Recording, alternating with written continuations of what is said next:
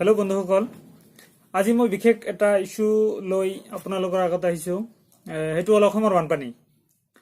অসমৰ বানপানীৰ বিষয়ে আমি যেনেকৈ জ্ঞাত তেনেকৈ হয়তো বহুতেই নাজানে। যিখিনি মানুহে গাঁৱত থাকে বা যিখিনি মানুহে নৈপৰীয়া অঞ্চলত থাকে সেইখিনি মানুহে বেছিকৈ বানপানীৰ দ্বাৰা ক্ষতিগ্ৰস্ত হয় বা বেছিকৈ আক্ৰান্ত, বেছিকৈ ভুক্তভোগী। আমি যিহেতু নৈপৰীয়া মানুহ, ব্ৰহ্মপুত্ৰ পাৰতে আমাৰ ঘৰ, সেইকাৰণে মই এটা বস্তু বিশেষকৈ এইকাৰণে কৈ আছোঁ যে অসমৰ বানপানীৰ দ্বাৰা প্ৰতি বছৰে লাখ লাখ মানুহ আক্ৰান্ত হয়। অসমৰ বাট পথ সকলোতেই বানপানীৰ বোকা, বানপানীৰ দ্বাৰা আক্ৰান্ত হয়। বানপানীৰ প্ৰভাৱত বাট পথ ছিঙি যিটো অৱস্থা হয়, বহুত কদৰ্যজনক অৱস্থা হয়।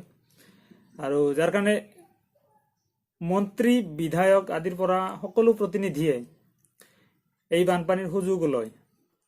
অসমৰ মানুহে যদি ছমাহ যদি বানপানীৰ তলত ককবকাই থাকে, তাতে যদি ছটফটাই থাকে, আৰু বাকী ছমাহ আপোনাৰ ঘৰ দুৱাৰ, ঘৰৰ চালি টিনপেট, বেৰ, দৰ্জা খিৰিকী ঠিক কৰোঁতে যায়। চ' বছৰটো তাৰমানে এনেকুৱা এটা ৰোটেশ্যনতে থাকে। আৰু বাকী ফচল বৰবাদি, তাৰপাছত খেতিৰ মাটি নদীত যা যোৱা, তেনেকুৱা বহুত প্ৰব্লেমটো আছেই। তো অসমৰ খেতিয়কে কোনোদিনে আজিলৈ হয়তো প্ৰাপ্যখিনি পোৱা নাই, যিখিনি বানপানীত ক্ষতি হৈ আছে প্ৰতি বছৰ। আৰু প্ৰতিখন চৰকাৰে আমাক যিটো মাহীয়াৰ দৃষ্টিৰে চাই আহিছে, কেন্দ্ৰ চৰকাৰে হওক, ৰাজ্য চৰকাৰেও তেনেকুৱা খুব মনস্থভাৱে, খুব একান্ত মনেৰে, খুব গুৰুত্ব সহকাৰে বানপানীৰ সমস্যা হওক, গৰাখহনীৰ সমস্যা আজিলৈ সমাধান কৰিবলৈ চেষ্টাই কৰা নাই। এইটো 100% সঁচা যে অসমৰ চৰকাৰে হওক, কেন্দ্ৰ চৰকাৰে হওক, অসমৰ বানপানী আৰু অসমৰ গৰাখহনীয়াৰ দ্বাৰা আক্ৰান্ত এই দুখীয়া মানুহৰ সমস্যাখিনিক সমূলি সমাধান কৰাৰ চেষ্টা আজিলৈ কৰা নাই আৰু কেতিয়াও নকৰে। তো বানপানী আহিলে আমাৰ MLA, মিনিষ্টাৰ হওক বা আমাৰ ঠিকাদাৰে হওক, এইখিনিৰ আচলতে বহুত অলপ ফূৰ্তিৰে মাহল আৰম্ভ হয়। কিয়নো বানপানীৰ সময়ত যিখিনি ৰিলিফ সাহায্য সামগ্ৰীৰ নামত যিখিনি পইচা চেংচন কৰিব পাৰে, সেইখিনি অন্য সময়ত কিজানি নোৱাৰে।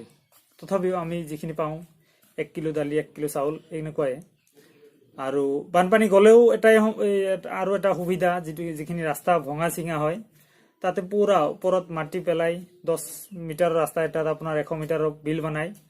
বহুতে বহুত টকা খৰচ কৰে, আমি দেখিছোঁ বহুতখিনি। তো অসমৰ বানপানীয়ে বহুত মানুহক ৰজাও বনালে, বহুত মানুহক প্ৰজাও বনালে, ভিখাৰী বনালে। আৰু আজিলৈ সেইকাৰণে এটা বিশেষ গোষ্ঠীক, এটা বিশেষ অঞ্চলৰ মানুহক সদায় ঠগি আহিছে এই চৰকাৰে।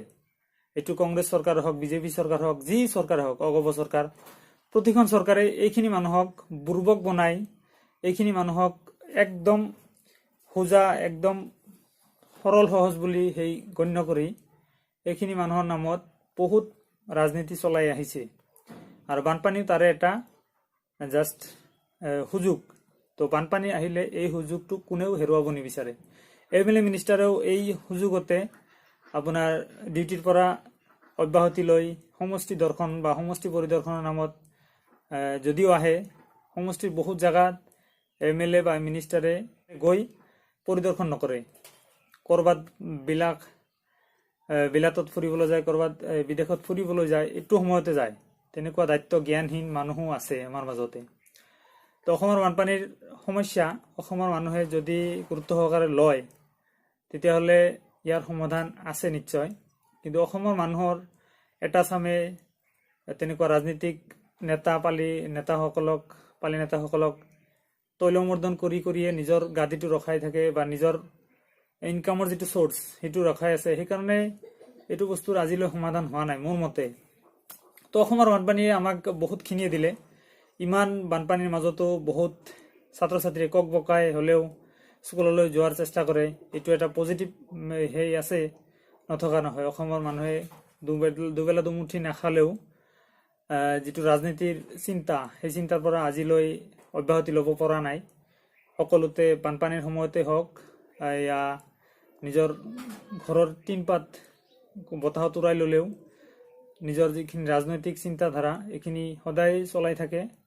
চাহ দোকানত হওক, বজাৰত, গৰু বজাৰতে হওক, হাট বজাৰত, পাচলি বজাৰত, সকলোতে যিটো চিন্তা, এইটো চিন্তাই আমাক বহুত পিছফালে লৈছে, বহুত পিছুৱাই লৈছে।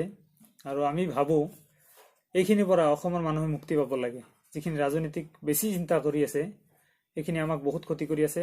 আৰু যিখিনি উঠি অহা চাম আছে এইখিনিক মই এটাই অনুৰোধ জনাইছোঁ,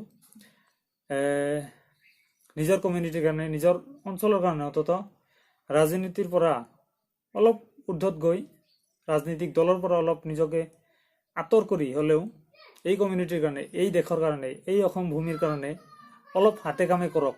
নহ'লে অসমৰ বানপানীৰ ৰাষ্ট্ৰীয় সমস্যাৰ সমাধানৰ যিটো আন্দোলন, সেই আন্দোলনতে থাকি যাব।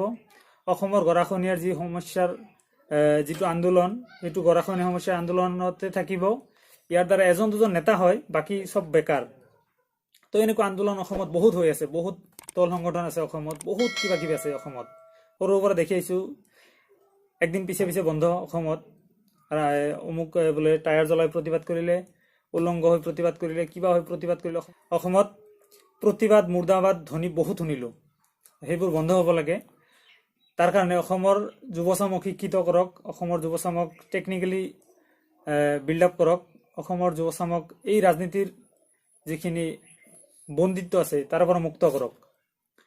তাৰপাছত অসমৰ ৰাজনীতিত এই সুৰংগ বনোৱা, এক্সপ্ৰেছ হাইৱে বনোৱা, আইফেল টাৱাৰ সদৃশ কিবা বিশাল টাৱাৰ বনোৱা, কিবা বনোৱা, এই কাল্পনিক তথা যিখিনি একদম অবাস্তৱিক কথা আছে তাৰে পৰা অসমৰ মানুহক উদ্ধাৰ কৰক।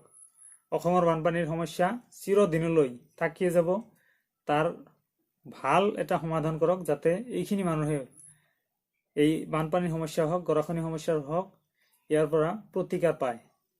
চিৰদিনীয়া সমস্যাক আৰু সমস্যা হিচাপে গণ্য নকৰে, ইয়াক যাতে পজিটিভ কিবা এটা ইয়াৰ পৰা উদ্ভাৱন কৰিব পাৰে তাৰ চিন্তা কৰক। ধন্যবাদ।